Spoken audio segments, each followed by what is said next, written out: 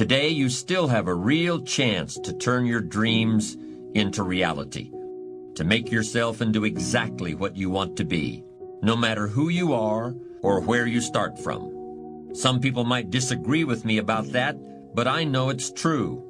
That's why we should be doing everything we can to make the most of the opportunities that have been given to us. Yes, we still live in the age of opportunity, but let's look for a moment at some of the important changes that have taken place in the world. For one thing, there are more people throughout the world who have access to the spectrum of technological advances. They have cars in their garages, computers, satellite dishes, all of it. And I say good for them, because when you've worked hard for it and you've finally gotten it, having a lot of nice stuff is fun. But I also say take care, because the stuff that really matters can get buried under everything else. The right stuff can get smothered under all the plastic and shiny metal. The inner resources that will sustain you when the clock strikes midnight and the carriage turns into a pumpkin, those inner resources can start to get lost.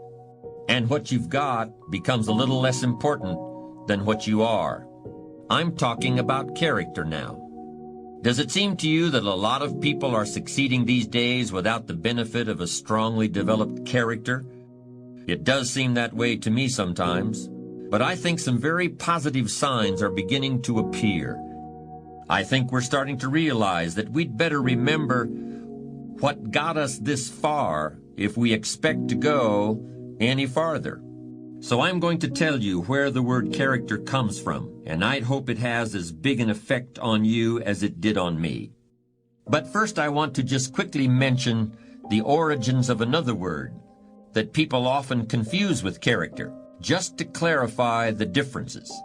That other word is charisma, and I think that it's often confused with character today. Charisma is derived from a Greek word meaning an ability to elicit favor in other people. It's a magnetic quality of personality that people respond to as if it were magic. Charisma is almost like a magic wand that confers power over others. But character has a very different origin. Character comes from a Greek word meaning chisel, or the mark left by a chisel. And of course, a chisel is a sharp steel tool used for making a sculpture out of a hard or difficult material like granite or marble.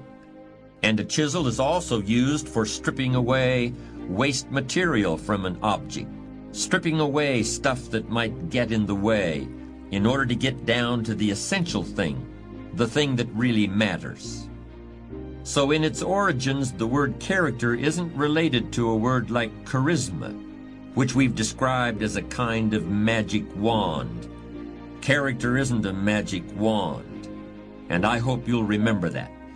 You've got to chisel your character out of the raw material of yourself, just like a sculptor has to create a statue. The raw material is always there. Everything that happens to you, good or bad, is an opportunity for building your character. You may have noticed it already. In both its definition and its derivation, character doesn't refer to other people. It doesn't refer to having power over other people or getting other people to follow you or gaining favor with other people. Character is something that you have and that you are. You could be marooned on a desert island and your character would still be important. In fact, it would likely be very important in that situation. But charisma wouldn't do you any good at all. Charisma requires the presence of others, while character is all about you. Character is the person you are after you've chiseled and have gotten past all the unnecessary material to what's underneath. A really charismatic person can make people believe there's pie in the sky, or that the sky is going to fall tomorrow, one just as easily as the other.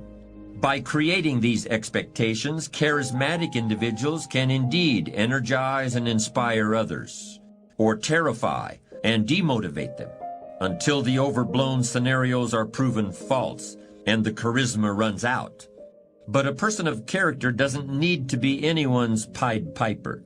and isn't comfortable in that role. Instead, he or she looks within for the true source of inspiration and energy.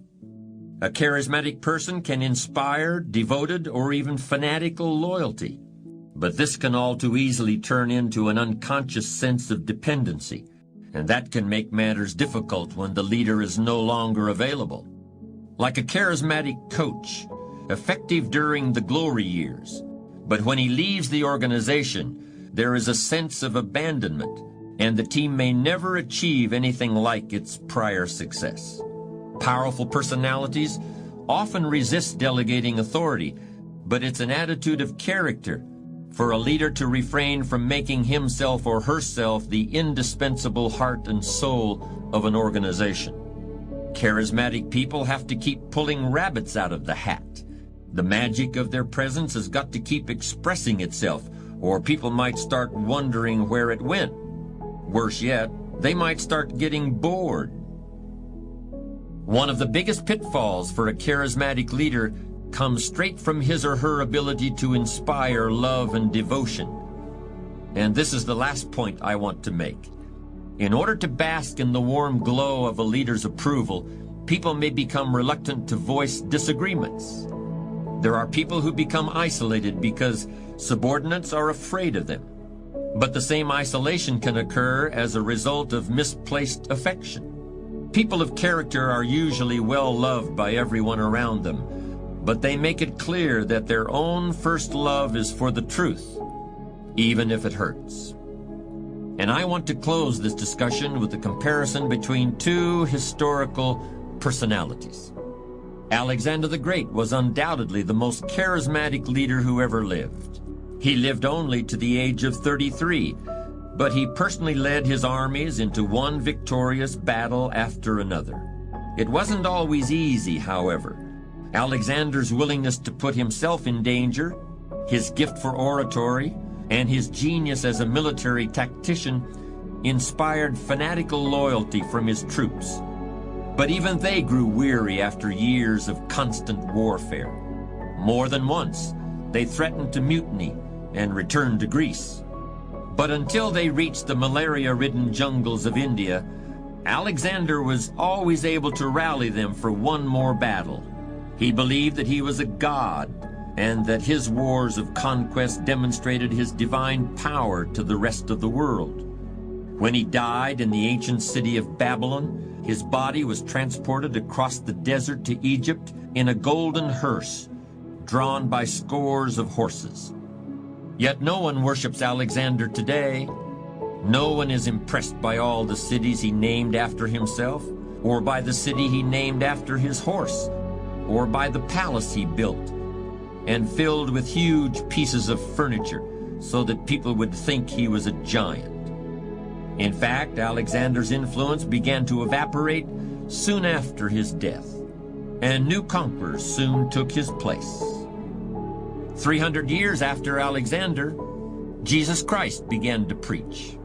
Instead of an army, he had 12 men. Others tried to say he was a god, but he never said so himself. He didn't own a horse. He never founded a city. And when he died, there was no golden hearse. Yet the force of his character has endured and grown, while the most charismatic leader who ever lived is of little interest to anyone except historians. Because character is what's left after charisma is gone. The essential point is this: I don't think character is something that just happens by itself, any more than a chisel can create a work of art without the hand of an artist guiding it. In both instances, a conscious decision has been made. A conscious process of design is at work. Character is the result of hundreds and hundreds of choices you may make that gradually turn who you are at any given moment into who you want to be. If that decision-making process is not present, you'll still be somebody. You'll still be alive, but may have a personality rather than a character. And to me, that's something very different.